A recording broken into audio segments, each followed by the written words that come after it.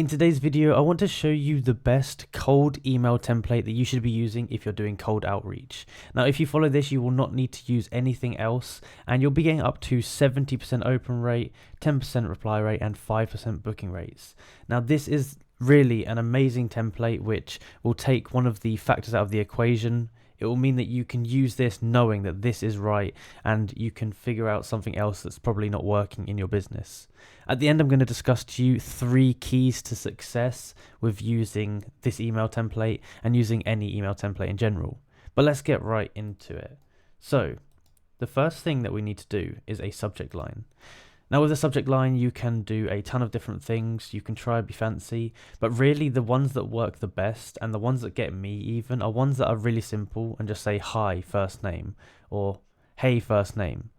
You just need to put their first name in here, and these tend to grab their attention. Something that's simple, something that's intriguing. I know when I get these kind of subject lines for emails, it makes me wonder, oh no, what's gone wrong or something. It intrigues me more than anything else. If you say something like how to increase your sales by 30%, it's so bland, it's so generic, people are doing it all the time.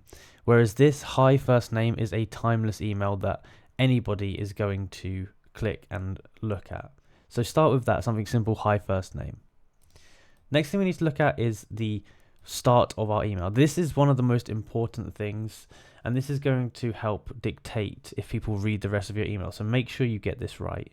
You want to start off with something extremely personalized, and it should be completely specific to each individual person. So if you can send this to 2 different people, it's not specific enough.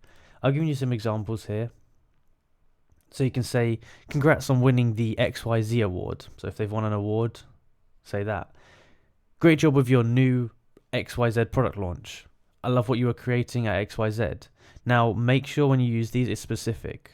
Now, the way to make a specific, a personalized line is you need to do a bit of a deep dive into the person that you're sending it to. So maybe have a look on their LinkedIn, have a look on their website, have a look on their business page, something like that, so you can get it specific. The more specific, the better.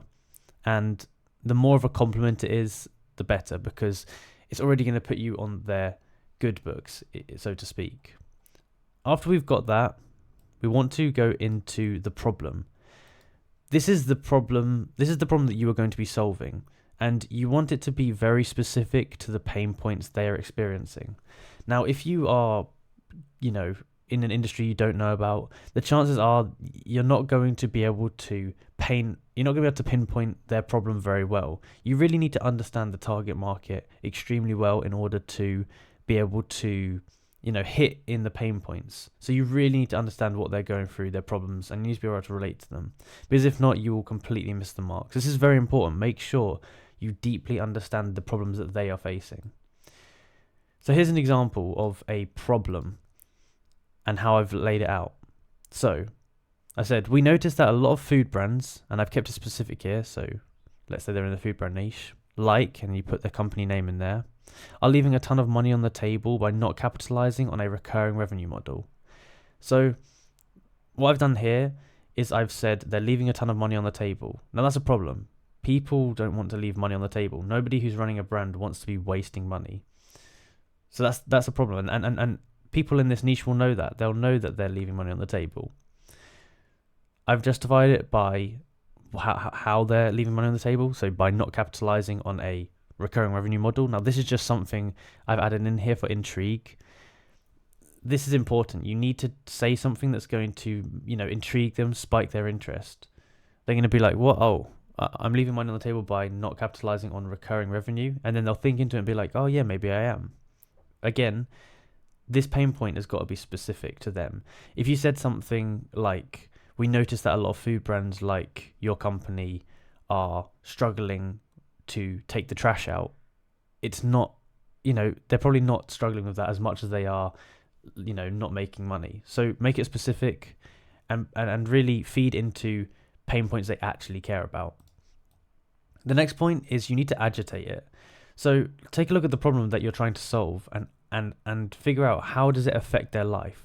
And you need to really, rub salt in the wound, really make them understand how much of a big problem this actually is for their brand. So I've said, I know firsthand how stressful it can be running a brand without predictable revenue each month. Now, this is a pretty bad agitate, to be honest. You might want to say something a bit more specific and a bit more something that actually, hurts them deep down. You might want to say something like, hey, I know how stressful it can be not knowing if you'll be able to pay rent each month. That is a big pain point because they understand, yeah, this is a real problem that they actually do face. This is a real thing that causes them stress. So make sure that agitate is something that really deeply affects them on a personal level. So things like stress is a really good one. Next, once we've given them the problem and agitated it, we're going to offer them our offer or solution. Now, I think a good way to do this is to tie in some testimonials into it. So we've just created a complete system which we implemented into a very similar brand that allowed them to generate an additional 20k in month 1. So we've basically told them, this is the problem you've got. This is what is causing you. This is how we can fix it and how we have fixed it for another brand. You need to make this obviously specific and spend more. I didn't spend too long on this. Spend a lot of time on what you're doing with this. And then after that, we want to have a call to action. Call to action for this, one that works really well right now, is I just recorded a quick personalized demo of how it would work on your brand. Mind if I send it through to you? Now, you don't actually have to record this before sending this. If they reply, then you can record it. But this just makes them think it's even more personalized, and it makes them feel like you're putting time and effort into their brand. Now, stuff like keywords like quick makes them think, well, what have I got to lose by having a quick watch of this personalized video? And then at the end, you want to say thanks, Earl, or whatever. This is the basics, like the very basic strategy. But if you follow this formula, this is the formula that's going to get you success with this. Now, obviously, you're going to need to spend a lot of time going through this. You want to split test all of these different factors. But this is the formula you want to follow. Maybe you'll switch out the problem a little bit. Maybe you'll switch out the agitates. Maybe you'll switch out the personalized line, offer, all that kind of stuff. But just follow this and just switch it out until you find it. You can split test them on a lot of these apps. You're able to split test it. Now, as I said at the start of the video, I am going to go through 3 keys to success. So I'm going to remove them here. Key success. Number 1, be specific and personalized.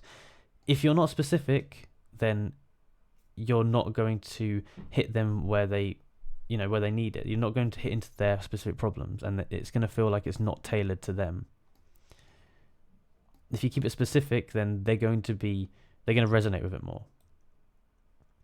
Next one is you really need to agitate the pain points. You really, really, really need to understand their pain points. Like, this is probably one of the most important ones.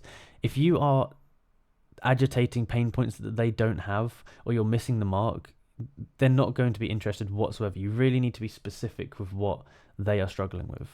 And lastly, create curiosity. This is one of the other biggest factors. You need to make them curious about what you're doing. If you're offering the same product that everyone else is offering in the same way, they're not going to be curious about it. If I said, oh, I want to show you how to do Facebook ads, they've heard that a million times. You need to create curiosity with something they've never heard of before, even if that's just rephrasing it a little. But creating curiosity is the number one thing that's going to get your open rate up, your reply rate up, and your booking rate up. So taking into account all of these through when you're writing it, and use this template. Let me know if you have any questions about it. I hope that this video helped you. If it did, please like and subscribe and comment down below that it was helpful. Thank you for watching.